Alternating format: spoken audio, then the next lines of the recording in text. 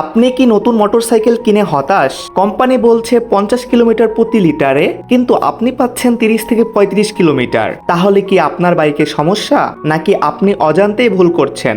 আজকের ভিডিওতে জানাবো আসল সত্য। অনেকেই নতুন বাইক কেনার পর প্রথম দিকে কম মাইলেজ পেয়ে চিন্তায় পড়ে যান, কিন্তু আসলে এটি স্বাভাবিক একটি বিষয়। কেন এমন হয় এবং কবে থেকে মাইলেজ বাড়তে শুরু করে, আজকে আমি সব বিস্তারিত ব্যাখ্যা করব। নতুন বাইকের ইঞ্জিন সব যন্ত্রাংশ প্রথমে পুরোপুরি মসৃণভাবে কাজ করে না। পিস্টন, সিলিন্ডার, গিয়ার সবকিছু ধীরে ধীরে একে অপরের সাথে মানিয়ে নেয়। এই সময়টাকে বলা হয় রানিং ইন পিরিয়ড। এই পর্যায়ে ইঞ্জিন একটু বেশি জ্বালানি খরচ করে, তাই মাইলেজ কম পাওয়া যায়। অনেকেই নতুন বাইক পেয়ে বেশি স্পিডে চালানো শুরু করেন। এটি একটি বড় ভুল। রানিং ইন পিরিয়ড বেশি আরপিএম বা স্পিড ইঞ্জিনের উপর চাপ ফেলে, ফলে জ্বালানি বেশি খরচ করে মাইলেজ কম দেয়।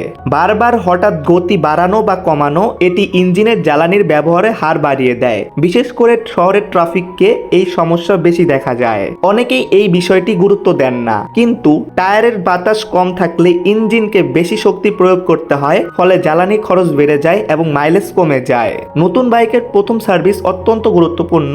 ইঞ্জিন অয়েল পরিবর্তন, ফিল্টার পরিষ্কার, এই বিষয়গুলো ঠিকভাবে না করলে মাইলেজ কমে যেতে পারে। সাধারণত 500 কিলোমিটার থেকে 1000 কিলোমিটার চালানোর পর ইঞ্জিন ধীরে ধীরে পুরোপুরি সেট হয়ে যায়, তখন আপনি মাইলেজের উন্নতি লক্ষ্য করবেন। আর 2000 কিলোমিটার পার হওয়ার পর আপনার বাইক তার আসল পারফরমেন্স দিতে শুরু করে।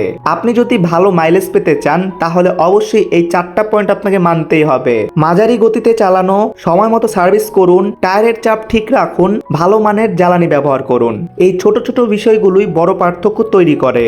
এখন বলুন, আপনার নতুন বাইকের মাইলেজ কত দিচ্ছে? কমেন্টে অবশ্যই জানাবেন। ভিডিওটি উপকারী মনে হলে অবশ্যই শেয়ার করুন। সো গাইস, আজ এই পর্যন্তই। দেখা হবে নেক্সট কোনো ভিডিওতে। সেই পর্যন্ত ভালো থাকবেন, সুস্থ থাকবেন, নিজের চারপাশকে ভালো রাখবেন।